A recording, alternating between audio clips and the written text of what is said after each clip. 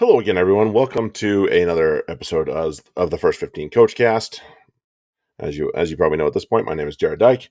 I'm here. I've had some time off in the gym. I haven't been in the gym coaching recently, but today I wanted to get something out there. And it's been a subject that I've had thoughts on and been on my mind plenty in the last few months. This is stemming back again from, as the last episode was, stemming back from the rugby coaching season for the high school. So, uh, without further ado, let's talk about it. So, one thing that is unfortunately still prevalent in high school sports in general is um, exercise and or fitness as punishment. So, what I mean by that is obviously things like doing push-ups because the coach is upset with something, or running a lap, or running sprints because the coach is upset with something. That is unhealthy at the minimum, because it builds in this negative association, especially for young people, with exercise, and that I only should do this to punish myself, that I should not do this for my benefit. I'm only doing it because I've done something wrong, which is how the whole thing gets absolutely, pardon my French, fucked up. And that is not a healthy thing that we can do. It's something that we're really trying to break. This day and age hasn't been able to get through to everyone, though. And there's a lot of things that haven't been able to get through coaches that should have by now. Here we are, though. So what I will say is, here's the thing. Number one, for me, when I'm coaching, I am I'm expecting my players to be clued in, and it's on. And as I've said before, it's kind of on my captains and my assistants as much as it is on me, and the leadership of the team is that's not captains. It's as much on them to make sure that everyone is clued in, understands what's going on, and we are listening, and they're listening when the coaches are speaking, and we're trying to make a point about something and or explain a drill or whatever it is. Those are things that you have to lay down early, and that helps always. Uh, Really, and one other thing I like to do, I certainly did it a lot when I was an assistant, was kind of this proximity thing to the troublemaker. Who are the troublemakers on your team? You know who they are. It's not a mystery, generally speaking, at least, unless you're not paying attention that well. But I knew who the troublemakers were, so I would put myself within proximity of some of them, and especially if I could kind of hear them whispering and talking about something that had nothing to do with the drill usually, and that my presence usually got them to stiffen up and pay attention. So that is one thing you could do.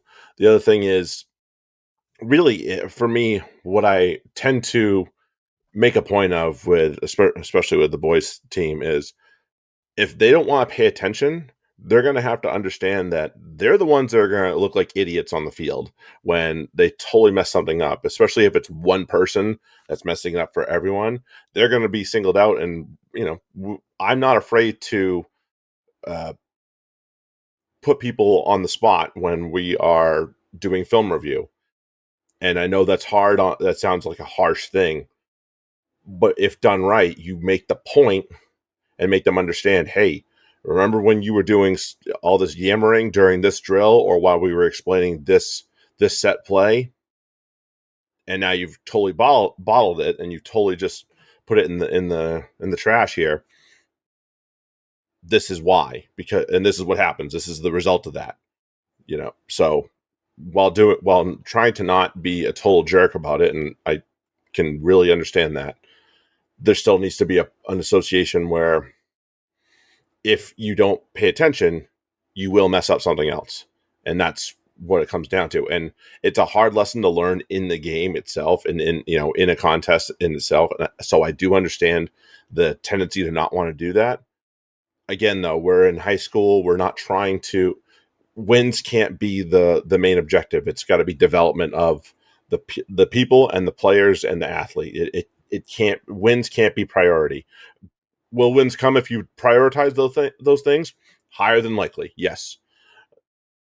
Still, we need to make sure that we understand that we're trying to develop the person and the player and the athlete, and wins will just be secondary.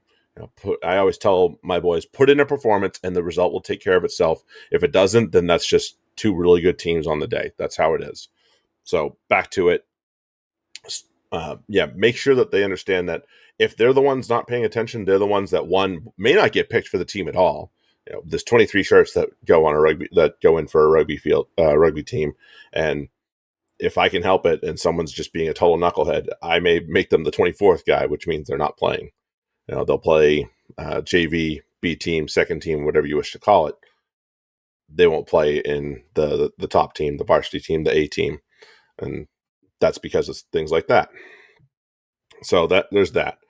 Certainly, you can relegate them from starting to a bench. I would imagine at the very least, and to make a point. So there's that. Two, there are times when my practices usually involve some sort of fitness exercise stuff, and sometimes it's the lame stuff like doing sprints and uh, running after stuff and getting and doing traditional fitness type things. When I'm once I'm out of preseason or once I'm near the end of preseason, I personally like to find games to do that with instead. That said, there are certain standards I want in games. So if there's things we're trying to emphasize and or problems that have just kept reoccurring and no one seems to care about it and or no one seems to be wanting to uh, address those issues, that's when I might get a little bit annoyed and say, you know what? This game is now going into the bin and we're going to go back to traditional stuff for the last however many minutes, whether it's 5, 10, whatever it is. It's usually somewhere between 10 and 15 minutes of fitness for my practices. So there is that. There's while that's not outright that sounds like punishment, it's just altering your plan, and that's at least how I view it. And to make the players understand, like, listen, we can play games if you guys do the things that are right. For me, it's making sure that you're not being selfish, taking care of the ball, and when myself or my assistant coaches are um, being referees or standing in as referees, it's a thing. You can't get lippy in rugby, especially because referees will penalize you. They'll start handing out cards. It's no good. So really, yeah, we as an assistant coach that doesn't necessarily referee, they're going to miss things. So it's a chance for my players to learn how to just button their beak and deal with the fact that a call has been missed or a call was wrong. And if the captain needs to talk about it afterwards with an actual referee, then they'll do that. That's not, but the time to try and get those things out is not during practice. So it's a better lesson to learn to keep your lips buttoned and make sure that you're concentrating on your communication with your teammates, not with the officials. So those are kind of the two things that I've noticed, developed, and used over the years for my teams. And instead of, yeah, I'm mad, so everyone gives me 20 push-ups. Push-ups are usually a hard one anyway because the form usually goes to hell after about 5 to 10, depending on the athlete. Um, yeah, and sprints until you fall over just because you're upset. No, no. Case in point, we had a very bad performance last year, to say the least. And mind you, this is a team that ended up going to the state final, but we had a very bad performance early on in the year. And there are coaches out there, unfortunately, that will take that opportunity to just hammer their team into the ground with running and physical contact and whatever it is until guys are dogged. I want to push guys to the brink. I don't want to do it for that reason, and I want to make sure that there's an emphasis on that. That's not the reason I'm doing it. So with that, usually after a really poor performance from the team on the field, it's not a yelling contest. It's not a who can make them feel the worst about themselves. It's a hard conversation that we need to have. We may skip the field altogether that day and go sit down in a classroom and talk there, or we may sit down on the field um, and hoping that the conversation won't take that long. It may, And if it does, oh well.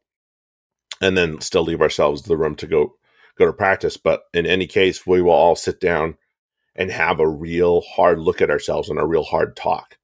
And for me, it is so much more productive for these players to understand that, okay, we didn't do well last game. We can still fix it. And they want to fix it. Not they not that they have to fix it. That's what I think that's what the drive is for some coaches. They think getting punishing their athletes and their teams after bad games is sends the message that they have to fix it. They have to fix it if they don't want to go for whatever during the year. Yeah, that's true. But I want them to want to fix it. I want them to want to get better. I want the players to want to improve both the team and themselves.